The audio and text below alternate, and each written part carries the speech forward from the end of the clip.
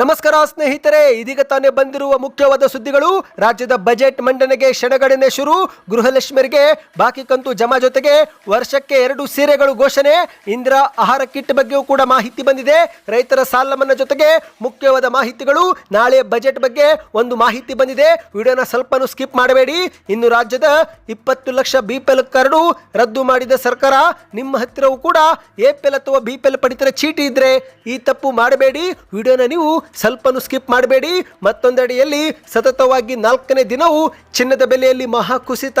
ಇವತ್ತಿನ ಚಿನ್ನದ ಬೆಲೆ ಎಷ್ಟಿದೆ, ನಿನ್ನೆಗಿಂತ ಇವತ್ತು ಎಷ್ಟು ಇಳಿಕೆ ಆಗಿದೆ, ಮತ್ತೆಷ್ಟು ಇಳಿಕೆ ಆಗಬಹುದು, ಒಂದು ಶಾಕಿಂಗ್ ಮಾಹಿತಿ ಬಂದಿದೆ. ವಿಡಿಯೋನ ನೀವು ಪೂರ್ತಿಯಾಗಿ ನೋಡಿ. ಇನ್ನು ಆಟೋ ಚಾಲಕರಿಗೆ ಶಾಕ್ ಕೊಟ್ಟ ಸರ್ಕಾರ. ನೀವು ಕೂಡ ಆಟೋ ಮಾಲೀಕರು ಅಥವಾ ಚಾಲಕರಾಗಿದ್ರೆ ಈ ಮಾಹಿತಿ ಪೂರ್ತಿಯಾಗಿ ನೋಡಿ.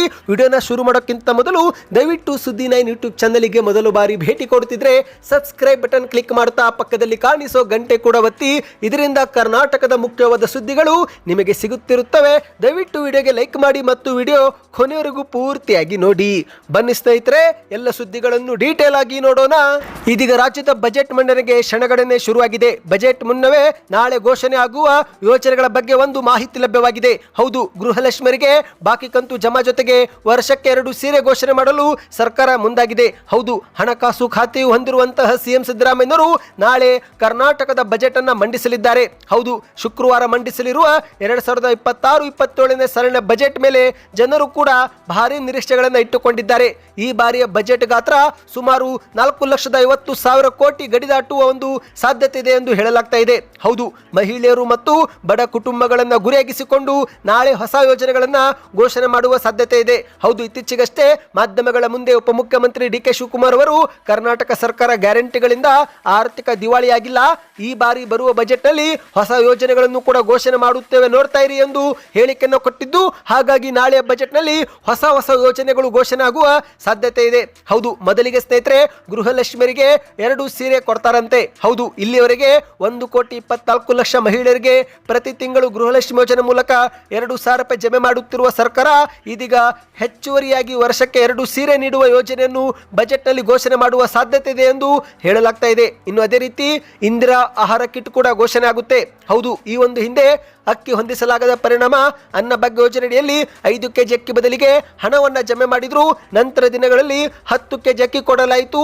ಇದೀಗ 5 ಕೆಜಿ ಅಕ್ಕಿ ಮತ್ತೆ ಕಡಿತಗೊಳಿಸಿ ಅದರ ಬದಲಿಗೆ ತೊಗರಿಬೇಳೆ, ಹೆಸರು ಕಾಳು, ಸಕ್ಕರೆ, ಉಪ್ಪು ಮತ್ತು ಅಡುಗೆ ಎಣ್ಣೆ ಒಳಗೊಂಡ ಆಹಾರ ಕಿಟ್ ಕೊಡಲು ಸರ್ಕಾರ ನಿರ್ಧಾರ ಮಾಡಿದೆ. ನಾಳೆಯ ಬಜೆಟ್ನಲ್ಲಿ ಈ ಬಗ್ಗೆಯೂ ಕೂಡ ಘೋಷಣೆ ಆಗಲಿದೆ. ಇನ್ನು ಅದೇ ರೀತಿ ಬಾಡಿಗೆ ಮನೆಯಲ್ಲಿ ವಾಸ ಮಾಡುತ್ತಿರೋರಿಗೂ ಕೂಡ ನಾಳೆ ಗುಡ್ ನ್ಯೂಸ್ ಸಿಗಲಿದೆ.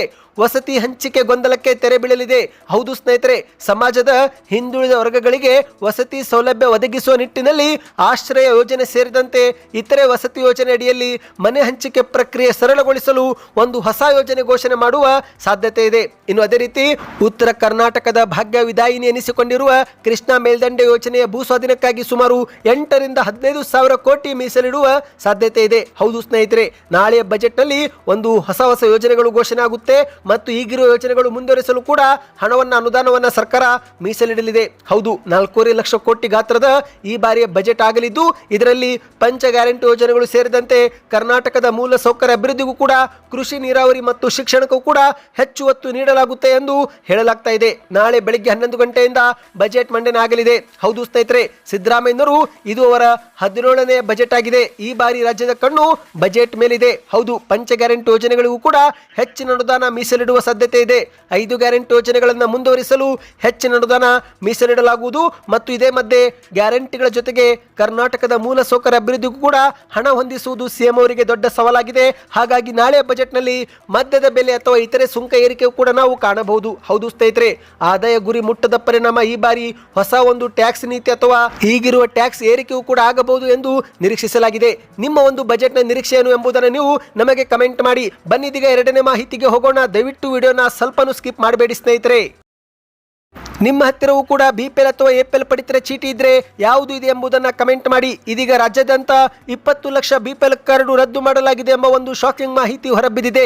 ಹೌದು, ಕಳೆದ 5-6 ತಿಂಗಳ ಅವಧಿಯಲ್ಲಿ ಇಲಾಖೆ ನಡೆಸಿದ್ದಂತ ತಪಾಸಣೆಯಲ್ಲಿ ಬರೋಬ್ಬರಿ 15 ಲಕ್ಷಕ್ಕೂ ಅಧಿಕ ಬಿಪಿಎಲ್ ಕಾರ್ಡ್ ರದ್ದು ಮಾಡಲಾಗಿದ್ದು, ಹಲವರ ಬಿಪಿಎಲ್ ಕಾರ್ಡ್ ಅನ್ನ ಎಪಿಎಲ್ ಕಾರ್ಡ್ ಆಗಿಯೂ ಕೂಡ ಪರಿವರ್ತನೆ ಮಾಡಲಾಗಿದೆ. ಇದರಿಂದ ಸರ್ಕಾರಕ್ಕೆ ಸಾವಿರಾರು ಕೋಟಿ ಈಗ ಉಳಿತಾಯವಾಗಲಿದೆ. ಹೌದು, ಸರ್ಕಾರದ ಗ್ಯಾರಂಟಿ ಯೋಜನೆಗಳು ಮತ್ತು ಉಚಿತ ಪಡಿತರ ಆಹಾರಧಾನ್ಯ ಸೇರಿದಂತೆ ಇತರೆ ಯೋಜನೆಗಳು ಕೇವಲ ಅರ್ಹ ಬಡವರಿಗೆ ಮಾತ್ರ ತಲುಪಬೇಕು ಎಂಬ ಉದ್ದೇಶದಿಂದ ಸರ್ಕಾರ ಈ ಕ್ರಮ ತೆಗೆದುಕೊಂಡಿದೆ.